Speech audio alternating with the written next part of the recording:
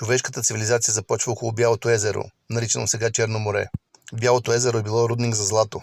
Оттам нашите предци са взимали злато за покриване на пирамидите, за да спасяват земята от слънчеви изригвания. Използвали се го и за понижено гравитационно поле, заради неземния ни происход.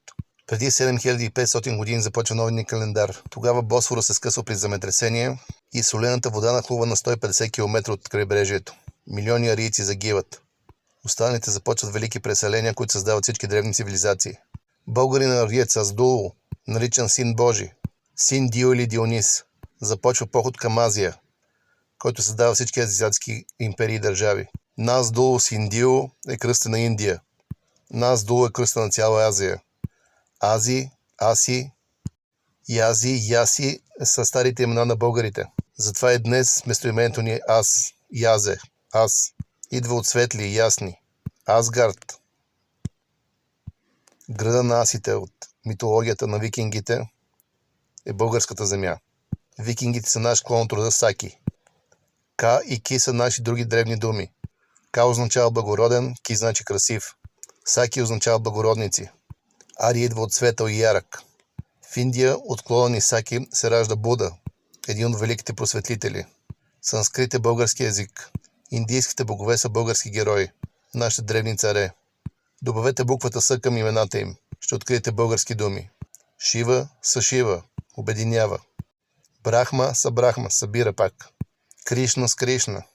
Помните ли си песента Хари Кришна? Харния Кришна, добрия Кришна.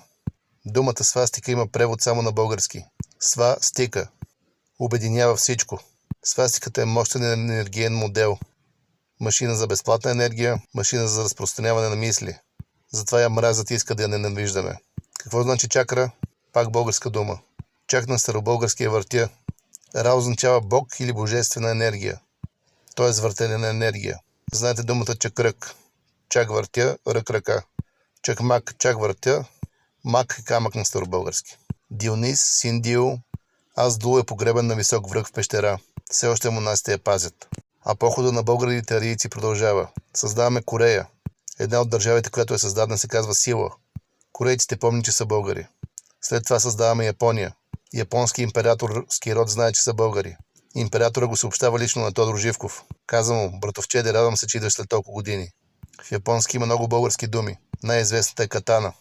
Ако сте българин, как ще наречете меч от много слоеве, от много катове? Катана, разбира се. Японското име Ямагучи. Я могъщ, аз съм могъщ. Думата Субаро събирам. Думата Нива. И още хиляди думи.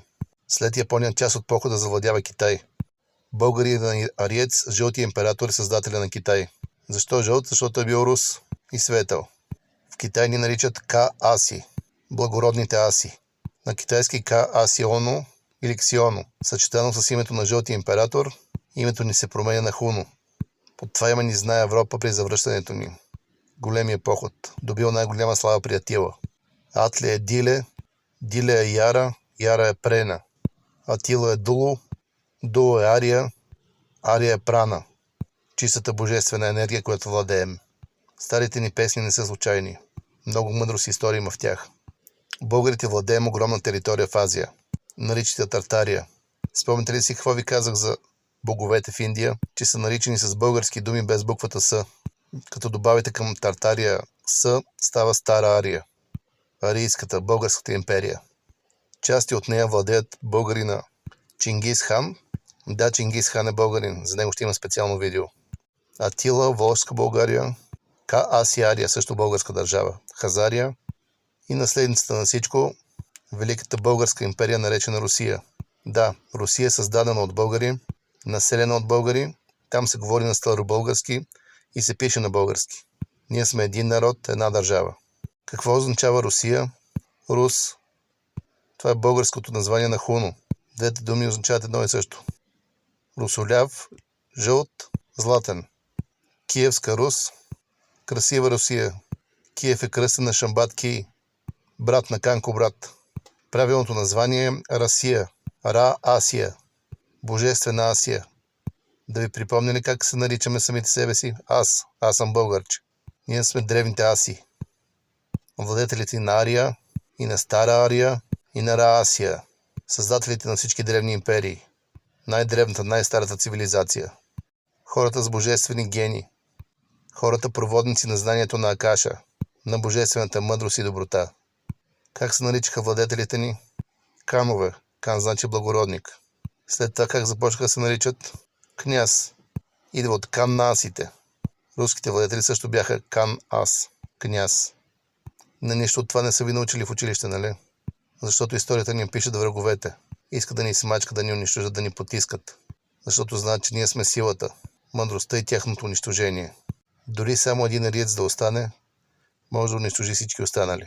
Това е доказано многократно. Учете историята си, активирайте гените си. Земята минава в поле с висок етер, с високо енергиен етер. Ще има огромна трансформация във всеки от нас. Ще можем да правим неща, които преди се смятаха за божествени и свръхестествени. Ще се усилва ясновидство, телепатия, телекинеза. Ще се разшири достъпа до Акаша за мигновени знания. Ще си спомним миналото. Ще проправим пътя към бъдещето. Идва война, тежка война. Арийците ще бъдат насъскани да се избиват помежду си. И много от забравилите, които ще го направят. Дунавскария ще оцелее, не се бойте. Но трябва да сте заедно. Да няма разпадане на държавност. Да не се подавате на ниски страсти. Подготвили сме пътя за оцеляването ни. Ще дадем и старите технологии. И ще удържим ниските страсти. Но трябва всеки от вас да помогне. Войната ще е кратка. И след това започва златната ера на Ария. Пак ще поведем цялото човечество. Но този път няма да правим старата грешка. Да си мислим за богове и да се възгордяваме. И доброто ще победи. Виждам го. Да живее Ария, да пребъде България.